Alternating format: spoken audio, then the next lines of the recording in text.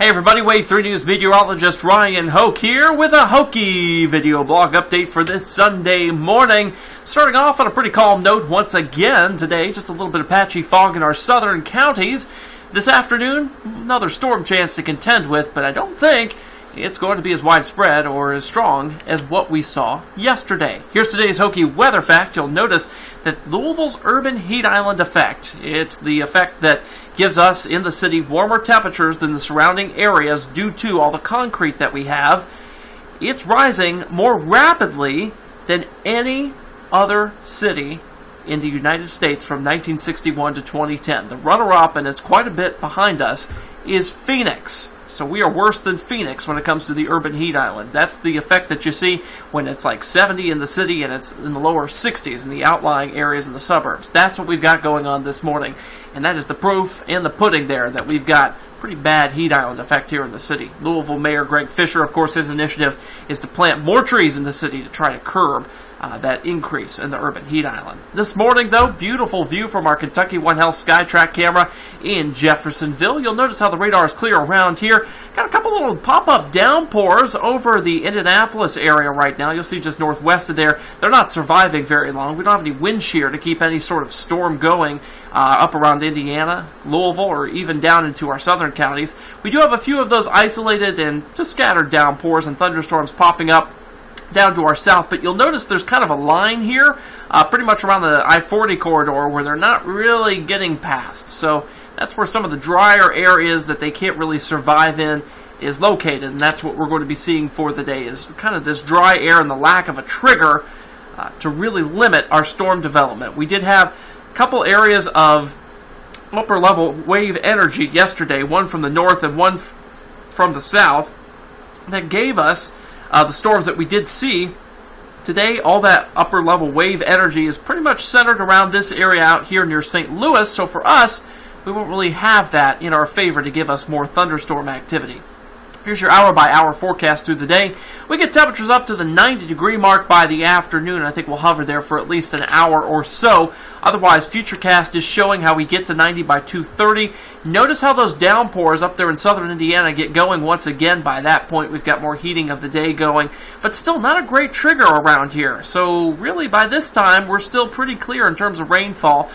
The partly cloudy skies, they begin to build in, though, during this time as we see those puffy cumulus clouds get going once again. A few downpours trying to make it into our southern Indiana counties by 5 o'clock there, and you'll notice how the big activity, storm-wise, is going to be in western Kentucky and, again, just south of our counties. So that's something we'll be focusing on for today, is the fact that Bowling Green's going to be getting better of a storm chance than we will. By this evening, we lose all the solar energy, and we also lose the storm threat along with it. We settle down into the 60s and the lower 70s. Here's your 7-day breakdown. I want to point out a few things. Monday's storm chance is better than today. We're going to have an upper level wave of energy moving out of the Cincinnati area.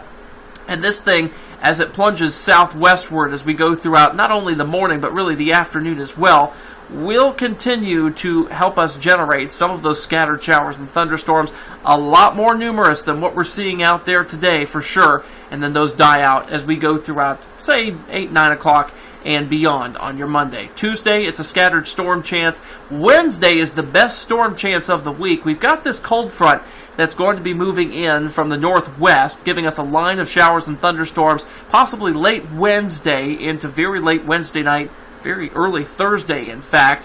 And there could be a little more wind energy to work with here, a lot more instability, so that's why the Storm Prediction Center has given us a slight risk of severe weather.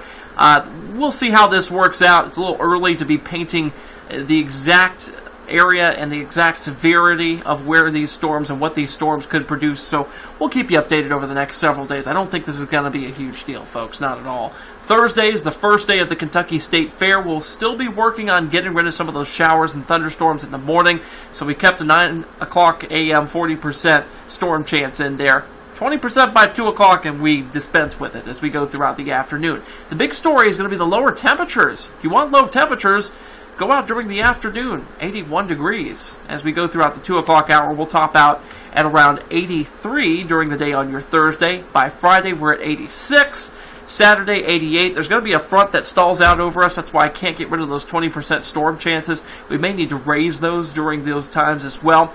Saturday is Wave 3 news at the Kentucky State Fair. We'll get up to 88 by that point, and of course we've got that small storm chance that we'll continue to monitor through the period. The earliest alert outlook keeps us in the 90s for the 23rd and the 24th. That's kind of our next little mini heat wave that comes at us.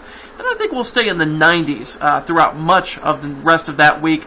GFS models trying to keep us in the 90s for the entire portion of that week, but I think the 80s are going to win out. Some of the ensembles, which is a gathering of different computer models with different solutions average, still saying we're going to be in the 80s during that time, and I think that's what's going to happen based on some of the upper-level air pattern that we're starting to see come together on the models. We do have storm chances on the 28th and the 29th, but really a dry stretch after the 23rd, so enjoy that while it lasts there as we begin to round out the month of August. And as we round out this video blog, 36 days until the start of autumn and everything that is pumpkin spice flavored.